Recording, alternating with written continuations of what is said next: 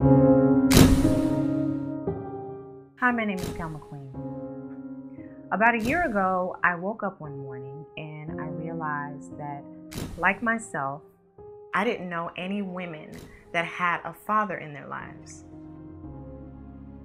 I interviewed 3 different women from 3 different walks of life that have 3 different experiences, and I wanted to share it with you. This is my father, John Doe.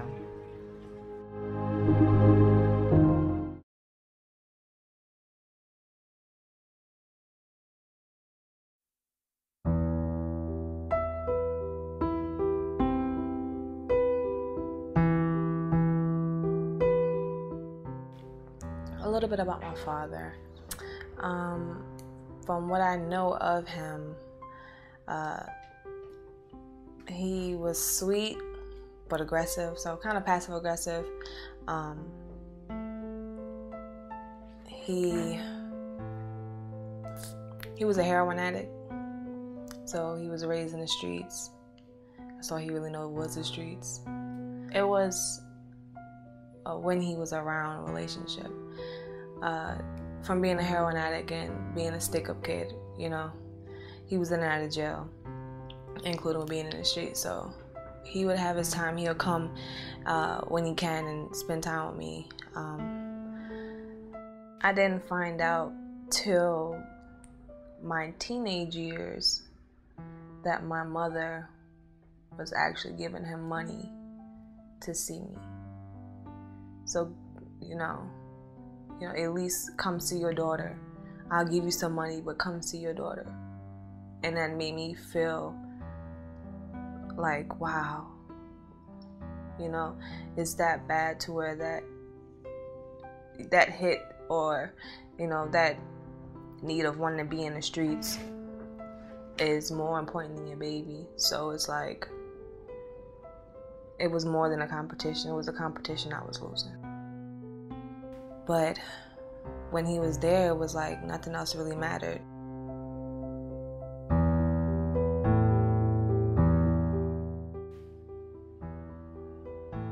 I guess that's all I really know about him. Women who grow up without father figures in their lives have a tendency to have self-esteem issues and start to kind of feel an emptiness and have feelings of being worthless.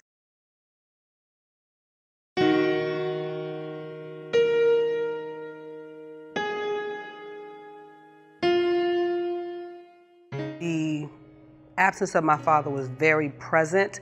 Both of my biological father and my stepfather both passed away between the ages of 11 and 12. So throughout my teenage years, I didn't have any male role models that were present. And I basically became a victim, and I didn't understand how to interact with boys. So basically I was willing to accept any type of attention that came my way, because I didn't know what was good attention, what was bad attention. And it caused me to, become a victim of some domestic violence. And, it just was not a positive experience for me. I really did need someone there to tell me, hey, when boys give you this type of attention, that's not necessarily the best thing for you. It gave me a sense of loss, and I carried that throughout my dating years. It always felt like the men that I would be with were not going to be around for a long time, so I did anything possible to make sure that I never had to feel that same loss again. When a girl's growing up and she has not properly been introduced to who a man is and what it means to be loved by a man or treated well by a man, she has bad experiences. So unfortunately, when she has those bad experiences, and she may have bad experience after bad experience after bad experience, and that may cause her to have what's called a bitterness. She hasn't been properly introduced to what a man even means. One of the ways that I myself have used to kind of overcome some of the pain and the feelings that I have when it comes to the fact that I didn't grow up in a household with my father is I had to be honest with myself. I had to be honest with myself about my pain. My need to have somebody, my need to be accepted. I had to be honest with myself about these things. And that actually started my healing process. I had to admit that I was hurt and I was broken.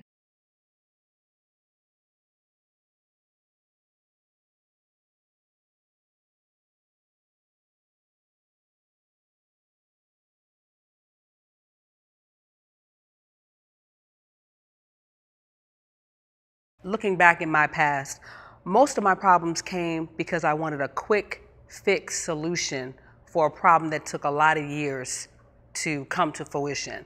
There were a lot of opportunities that I didn't have my father. There were a lot of events that he wasn't there. There were all these things that he was never present for. But once I got older, I wanted to quickly fix those issues. And that wasn't something that could be done. I needed to take time to really learn about myself. I needed to grow and mature.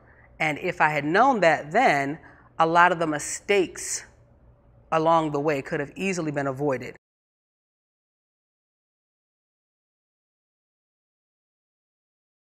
My earliest memory of him was a time that he taught me how to swim.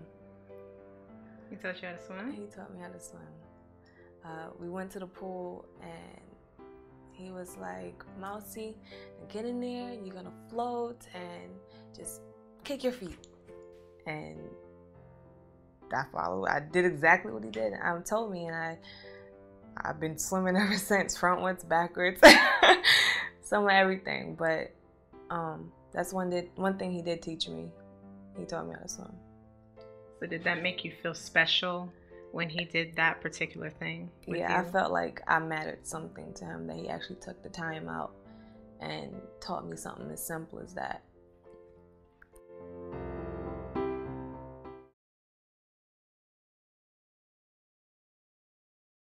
When he wasn't around, I felt inadequate. I felt like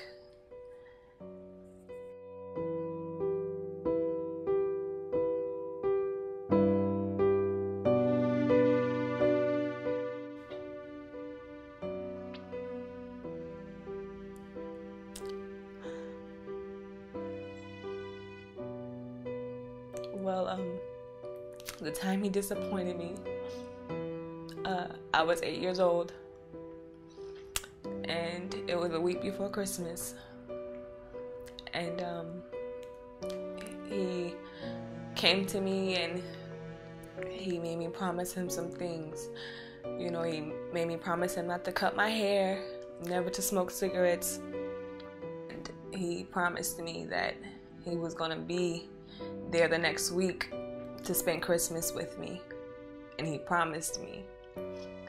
And Christmas came and gone and he didn't show. And 2 days after Christmas, I found out he committed suicide on Christmas Eve.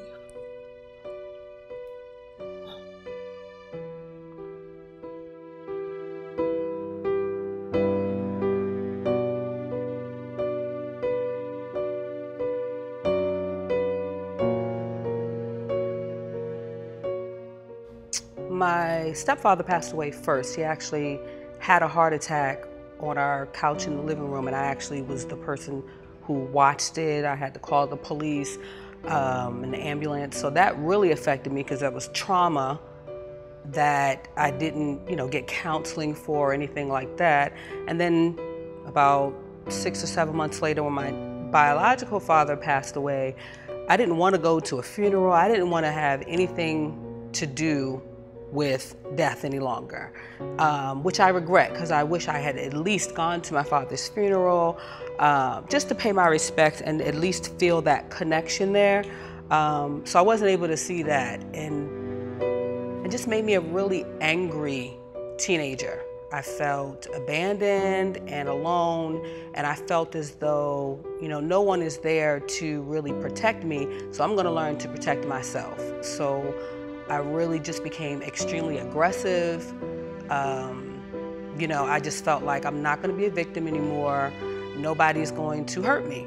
And I believe that whatever you put out is what you attract.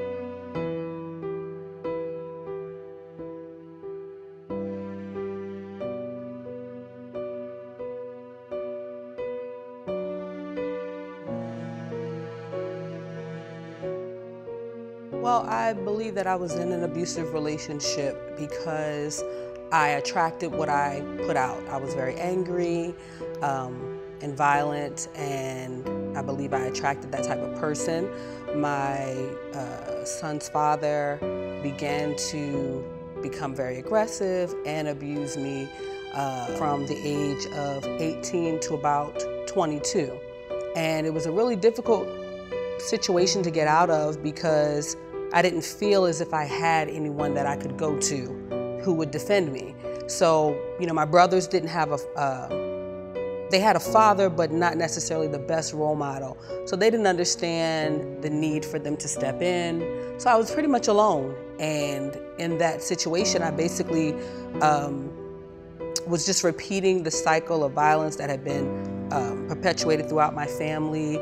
And it was just not a very positive situation, and I knew I needed to get out of it for my son's sake. So after I had my son, I decided, this is not the way I want my son to see positive women. I wanted him to understand that this is not the way to treat women, but also I wanted him to understand that as a mother, your job is to protect your child and protect them from these negative situations. So that kind of gave me the strength to move out of that situation.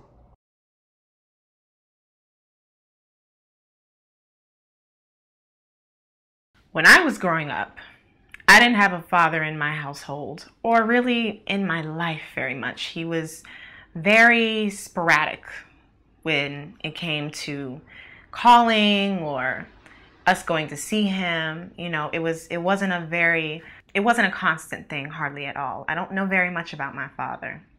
But the thing about it is, even though my father has not been in my life and I haven't had experiences with him, I still love him very much.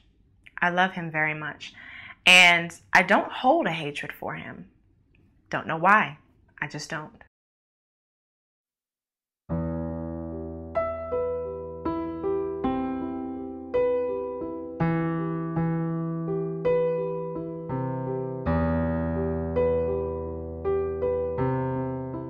The guys I dated before I met my husband, they all were the same. Tall, light skin, a lot of tattoos. They were all drug dealers. I think it tied to my father's experience because it was like I wanted that love from the people that was giving him his love.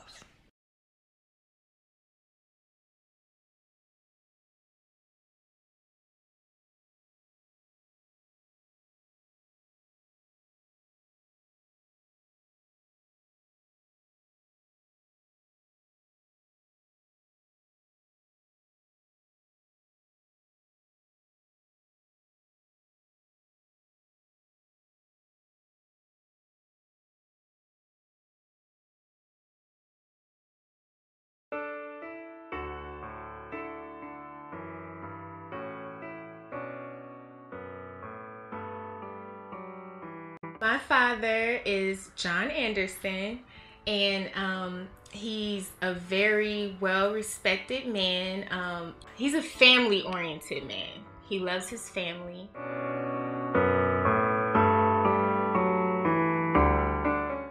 Just the conversations that we have. I could talk to him really for hours, just about everything. And I couldn't see growing up without him. I just couldn't. Something that stands out to me is the fact that his presence was so felt. It wasn't even just in our family. It was even the kids in the neighborhood. They loved to be around us and our family because our dad was there. He would be out there playing with all of us in the neighborhood. And they, to this day, I'll get friends that'll comment on pictures and stuff like that on Facebook and say how much they love my dad, like because of those memories. He gave our friends memories, not just us. I felt different for sure. It was like we were kind of, we were definitely the minority. So we felt different. We always felt different. And I noticed that sometimes the kids who didn't have both parents would automatically assume that we had more money, and that we were just better off.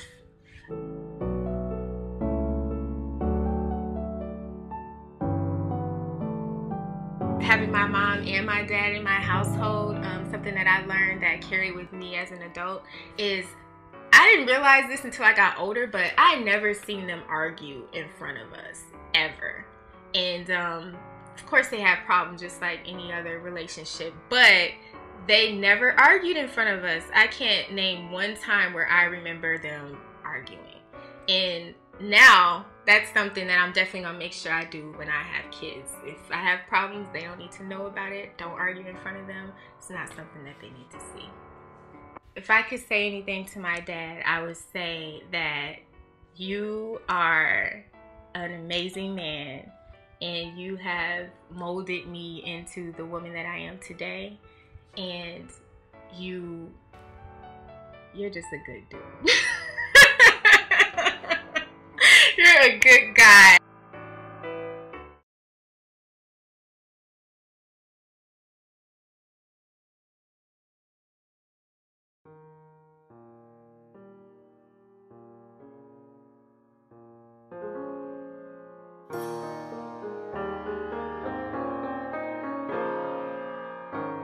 The reason why I decided to do this documentary was not to bash men or bash the male figure. It was to express and stress the importance of a little girl having a father in her life. It's always made very well known why boys need men in their lives, because they need to teach them how to be men. But it's not explained very often why a little girl needs a father in her life and how important it is. I'm so happy that I'm in a place where I'm no longer angry. I'm happy where I'm in a place where I've been able to let go of the negativity that has surrounded me and could have taken over my life. And I've been able to take those negative experiences and make positive ones out of it. How do I move on in life? I just give it to God. Hold on. It's gonna get better. The things that you're feeling, the emptiness, don't look for it in sex. Don't look for it in love, because you're looking for what you're looking for, you're gonna find something else. And you don't wanna find something that'll stick with you for the rest of your life.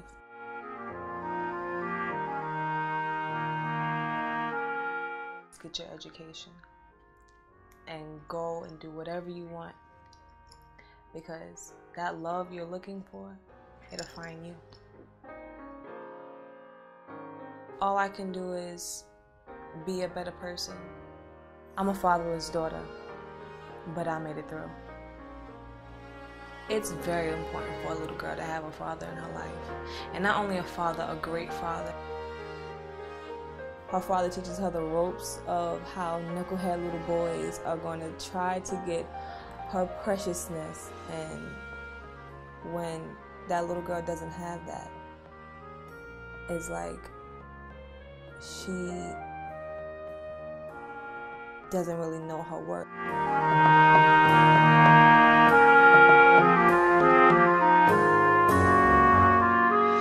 How are you really supposed to know how a man's supposed to treat you if you don't have that example? His presence, I think, allowed me to have a more positive view on men.